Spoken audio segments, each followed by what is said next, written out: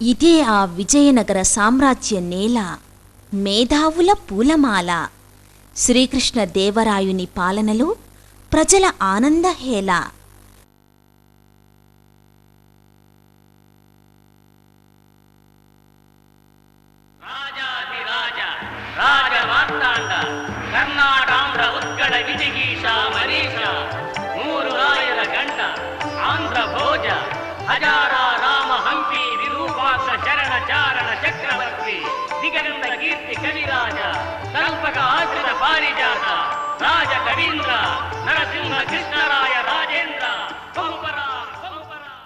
ఇదే మన రామకృష్ణుని తెలివితేటల కోవెల. శ్రీకృష్ణదేవుని ఆస్థానమున వెలిసెను అష్టదిగ్గజములు. రామకృష్ణుడు కూడా వీరిలో ఒకడు. అందరికంటే చిన్నవాడు, అందరి తెలివికి సరిజోడు. శ్రీకృష్ణదేవరాయుల ప్రేమపాత్రుడు, దివ్య తేజస్సుకై తపస్సు పూనాడు. లోకమాతను ప్రసన్నం చేసుకున్నాడు. పరమ పావని, లోక కళ్యాణి, మహాకాళి దీవనల పాత్రుడైనాడు. తెలివితేటల ప్రసాదం జుర్రుకున్నాడు. తన మాటతో నవ్వు పుట్టించి, ఆ నవ్వులో సమస్యకు సమాధానం అందించి ప్రజల హృదయాలలో నిలిచిపోయాడు.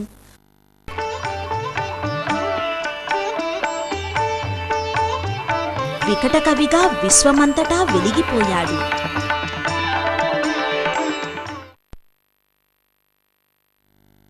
మొదటి కథ తెలివి తక్కువ దొంగల కథ.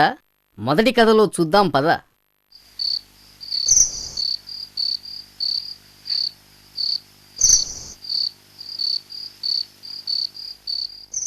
ఒరే అబద్ధం, ఇంకా ఈ కటకటాల వెనక కష్టపడటం నా వల్ల కాదురా. కండలన్నీ కరిగిపోతున్నాయి. మనం దొంగతనాలు చేసే రోజుల్లోనే ఎంత హాయిగా ఉండేదో.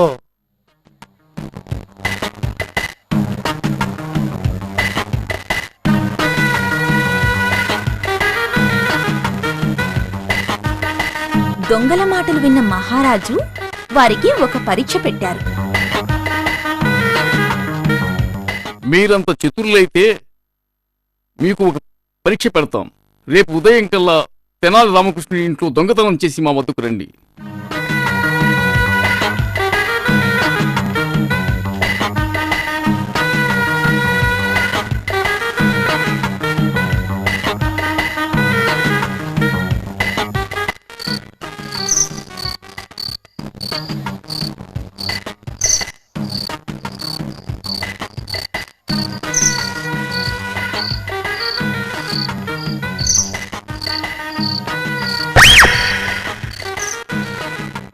దొంగల్ని పసిగట్టిన తెనాలి రామకృష్ణుడికి ఒక గొప్ప ఆలోచన వచ్చింది.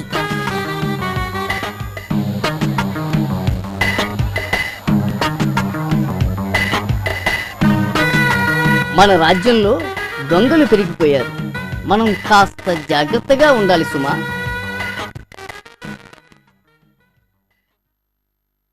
మన బంగారు ఆభరణాలన్నీ తీసి మూట కట్టి బావిలో దాచేద్దాం పద. దొంగలు వినేట్టు బంగారం అంతా మూటకట్టి బావిలో పారేద్దామని చెప్పి బంగారం మూట బదులు వేరే మూటను బావిలో పారేస్తాడు.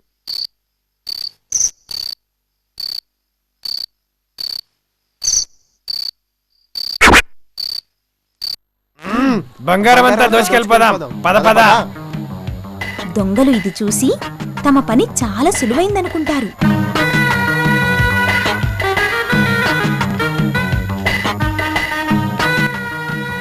అమ్మ బాబోయ్, ఎంత లోతుందో! ఇప్పుడు ఈ నీళ్ళన్నీ తోడేస్తే గాని మనకు బంగారం చిక్కదు.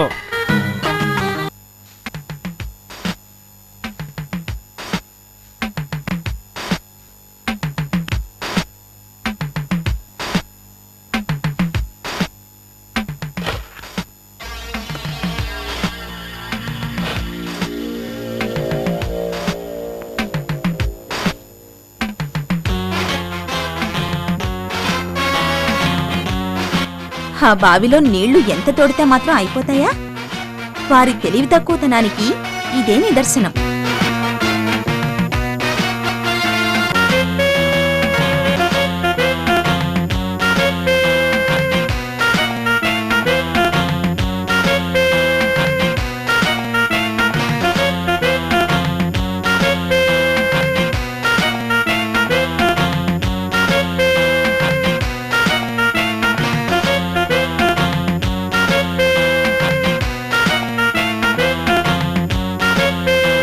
తెనాలి మాత్రం చాలా తెలివైనవాడు.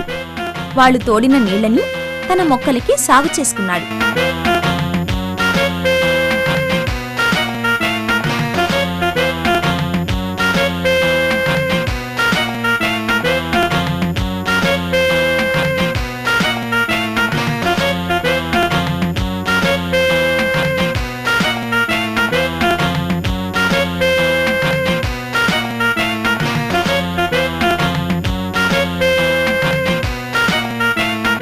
ఆ చచ్చాను అమ్మా.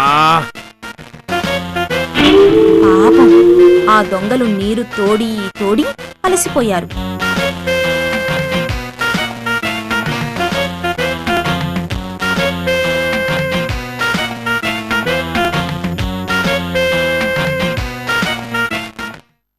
ఎవరక్కడ? ఈ దుష్టులను బంధించండి. వీరు తెలివి తక్కువ దొంగలు, దొంగతనము చేయడం రాని మూర్ఖులు. తక్షణమే వీరిని బంధించండి. ఇట్టి దొంగలు మన రాజ్యంలో స్వేచ్ఛగా తిరిగేందుకు అర్హులు కారు. ఈ దుష్టులను బంధించండి. వీరు తెలివి తక్కువ దొంగలు, దొంగతనము చేయడం రాని మూర్ఖులు.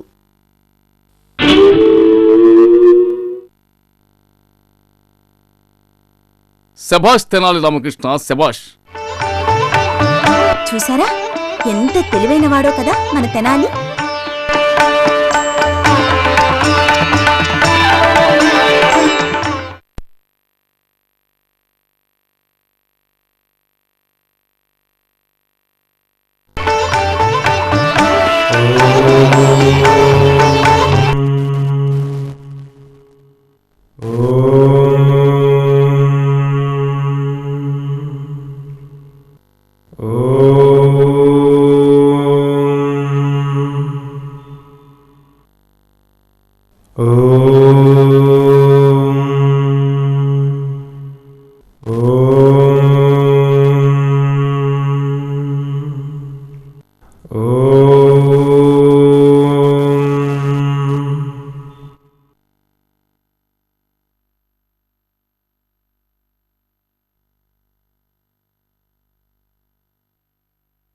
తెనాలి రామా, నీ తపస్సుకు నేను ప్రసన్నురాలినైతిని.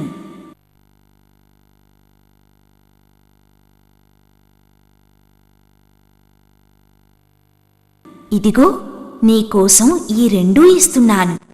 ఒకటి పాలు, మరొకటి పెరుగు. నీకు ఐశ్వర్యం కావాలంటే పెరుగు త్రాగు, తెలివితేటలు కావాలంటే పాలు త్రాగు. నీ ఇష్టం.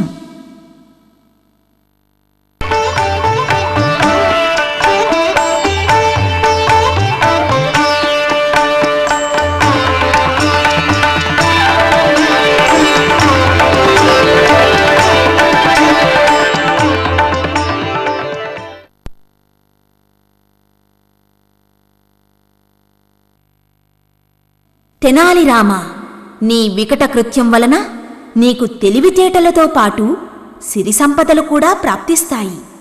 నీవు ఇకపై వికట కవిగా పేరు ప్రఖ్యాతలు గాంచెదవు.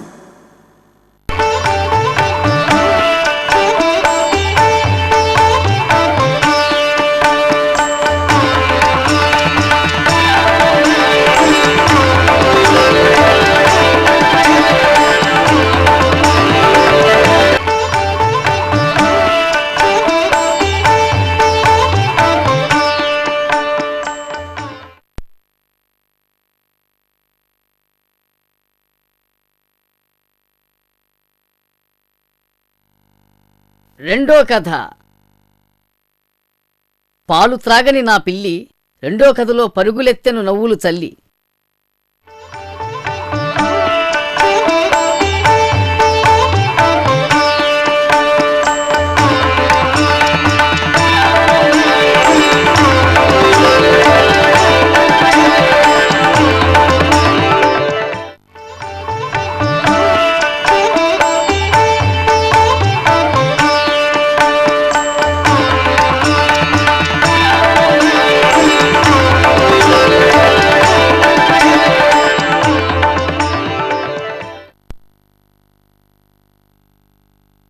ప్రభు, మన రాజ్యంలో ఒక తీవ్రమైన సమస్య వచ్చింది. రాజ్యంలోని ప్రతి ఇంట్లో ఎలుకలు అల్లకల్లోలం సృష్టిస్తున్నాయి.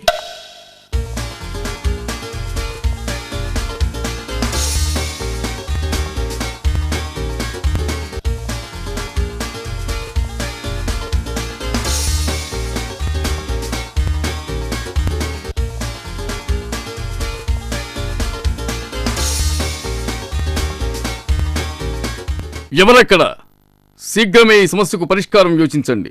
రాజ్యంలోని ఎలుకల సమస్యకు రాజుగారిచ్చిన పరిష్కారం ఏమిటంటే ప్రతి ఇంట్లోనూ ఒక పిల్లిని పెంచమన్నారు.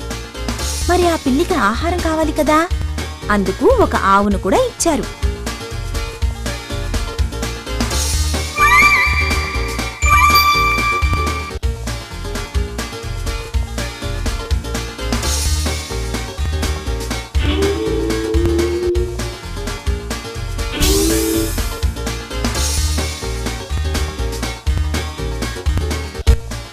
ప్రజలంతా ఎంతో సంతోషంగా ఆవు పాలు పిల్లికి పెట్టడం మొదలుపెట్టారు.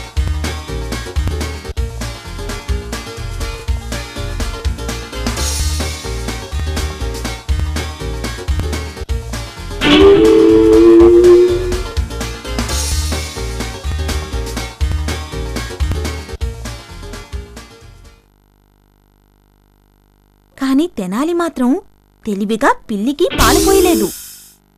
అది ఆకలికి ఉండలేక ఎలుకల్ని చంపేయడం మొదలుపెట్టింది.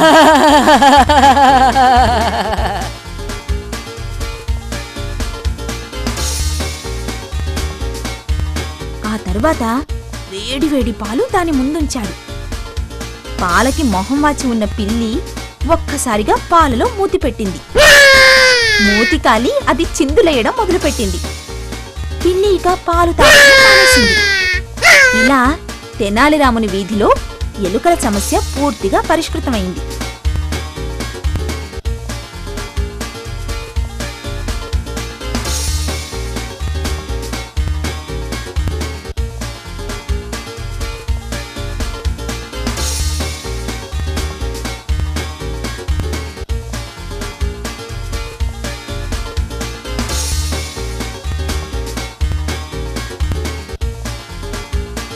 కాని మరోపక్క ప్రజలు పోసే పాలు తాగి పిల్లులు కునుకు తీయడం ప్రారంభించాయి.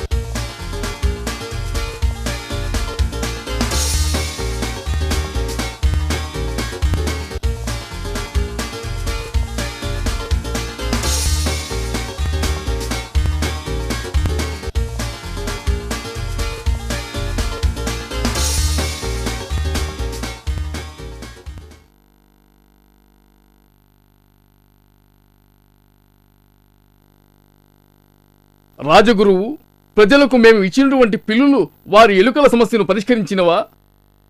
సమస్య పరిష్కృతమైనది. కానీ రామకృష్ణుల వారి పిల్లి మాత్రం పక్కచిక్కిపోయి నీరసంగా ఉంది. తక్షణమే రామకృష్ణుల వారిని మా వద్దకు ప్రవేశపెట్టండి.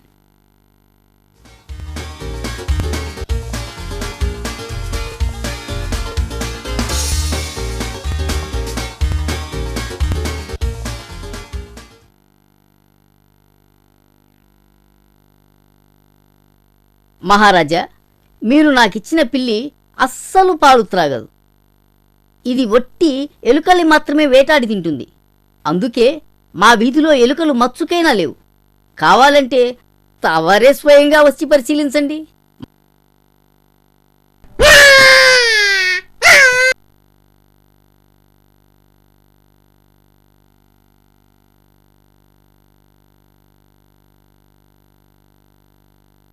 ఏమి విచిత్రము! పిల్లి పాలు చూసి పారిపోవుటయా? ఇందులో ఏదో మర్మముంది. మహారాజా, నన్ను ఈ విషయాన్ని వివరించనివ్వండి. రాజుగారికి తెనాలిరాముడు జరిగిందంతా వివరించారు.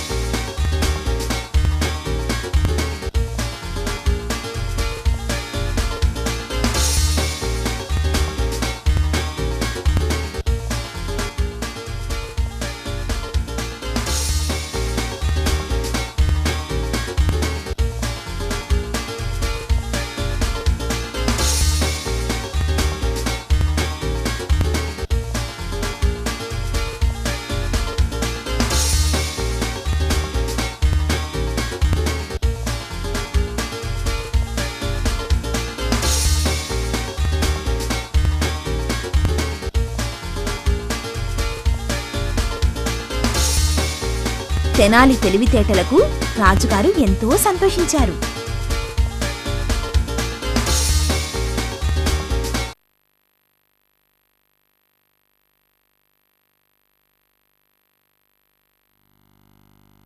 మూడో కథ రాజగురువుల గర్వభంగం.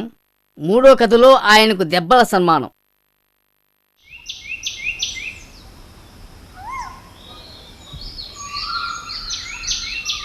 ఈ కథలో తెనాలిపై ఎప్పుడూ చాడీలు చెప్పే రాజగురువు గర్వం అణిచేందుకు తెనాలి ఏం చేశాడో చూద్దామా?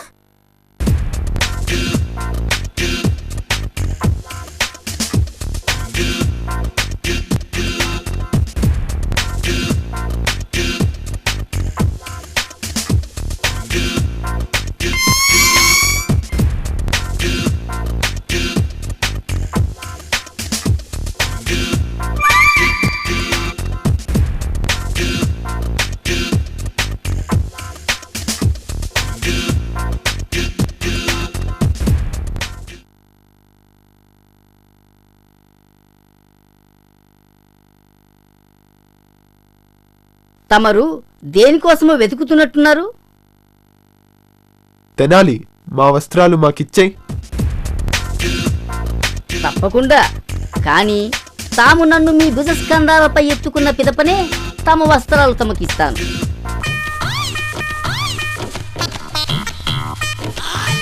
పాపం రాజగురువు తెనాలిని తన భుజాలపై మోస్తూ రాజ్యంలోని ప్రజలందరి ముందు నడుస్తాడు.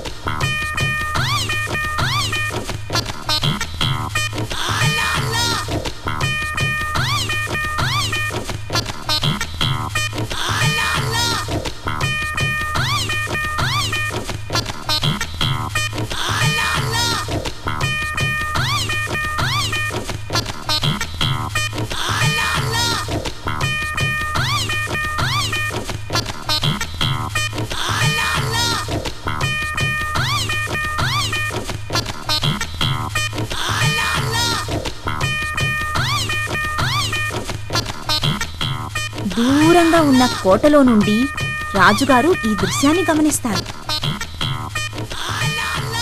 కాని వాళ్ళిద్దరూ ఎవరో గుర్తుపట్టలేక రాజు తన భటులతో, ఎవరక్కడ? ఆ అమాయకుని భుజాలపై ఎక్కి ఊరేగుతున్న ఆ వివేకుని చెంపదెబ్బ కొట్టిరండి.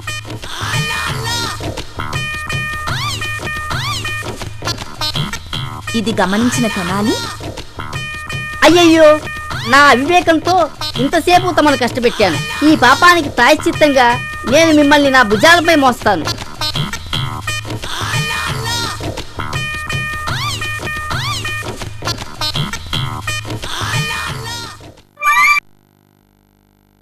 ఏమయ్యా పెద్ద మనిషి, ఒక అమాయకుడి భుజాలపై ఎక్కి అతన్ని కష్టపెట్టడానికి సిగ్గుగా లేదు? అయ్యయ్యో, నేను ఇతనిపై కూర్చోలేదు, ఇతనే నాపై కూర్చున్నాడు. ఏంటి, మాకు కళ్ళు కనిపించట్లేదు అనుకున్నావా? ఇది రాజుగారు కొట్టమన్నందుకు.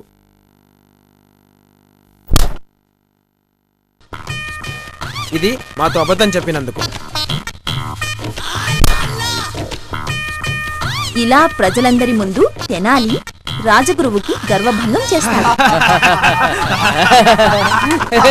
నన్ను రాజగురువులు ప్రతిసారి అవమానించడం చూసి నేను వారికి తగిన గుణపాఠం చెప్పాలనుకున్నాను. అంతకు మించి నాకు ఎటువంటి దురుద్దేశం లేదు మహారాజా.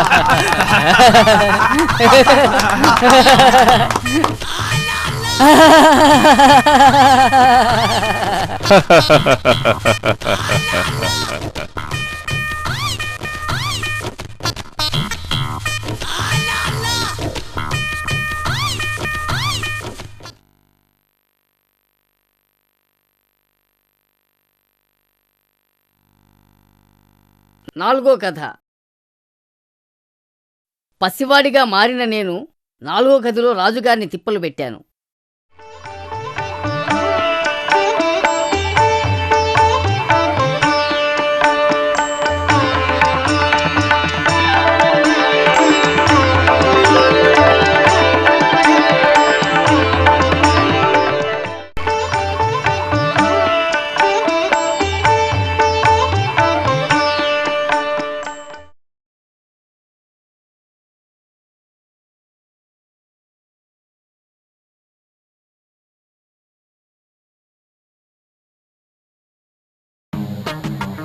ఆ రామకృష్ణుల వారి కోసం సభ ఇంకెంతకాలం వేచి ఉండవలే?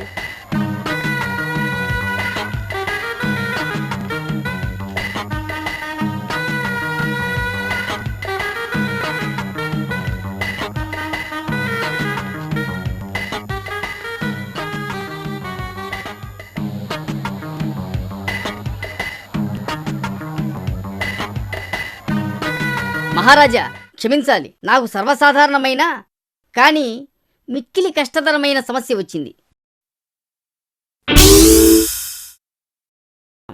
మా పిల్లవాణ్ణి బుజ్జగించి వచ్చేసరికి రోజూ ఆలస్యమైపోతోంది.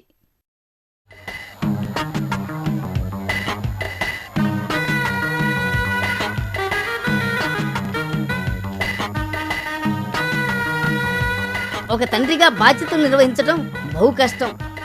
మహారాజులు, మీకు ఈ సమస్యలు అర్థం కావు. మీరే తండ్రి అయితే మీకు తెలుస్తుంది.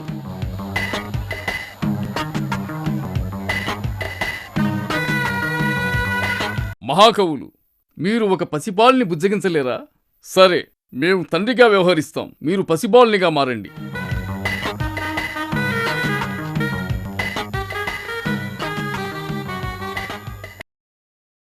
ఆహా, అలాగే మహాప్రభు, మీ ఆజ్ఞ.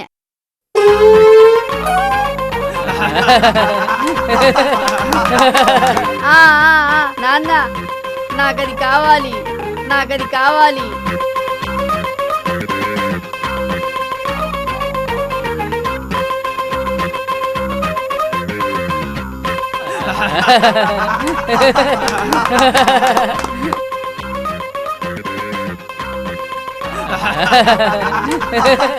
చెప్పు కన్నా, ఏం కావాలి?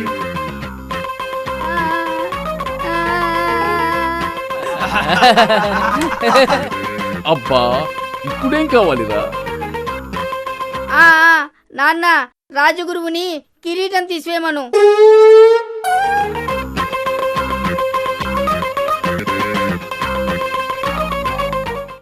రాజుగురు, మీ కిరీటం తీసివేయండి.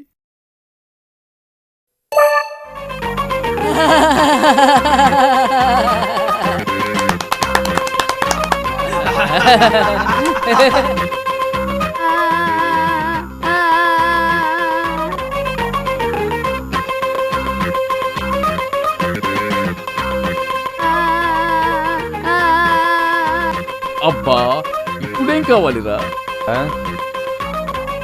నాకు ఏనుగు కావాలి.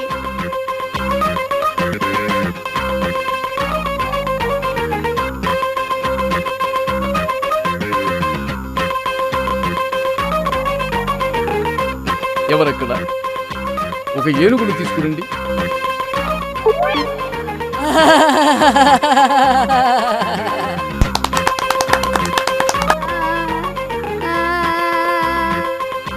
అబ్బా, ఇప్పుడేం కావాలిరా?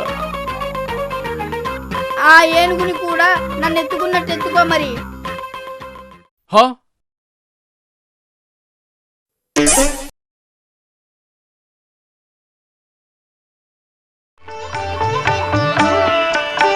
చూసారా, ఎంత తెలివైనవాడో కదా మన తెనాలి. రాజుగారి చిక్కు ప్రశ్నలకు చక్కని జవాబు చెప్పినవాడు, చమత్కారములో పరిష్కారము చూపి ప్రజల మది గెలిచినవాడు, తేట తెలుగు తెలివి వెలుగు తెలియచెప్పెను తెనాలి రాముడు.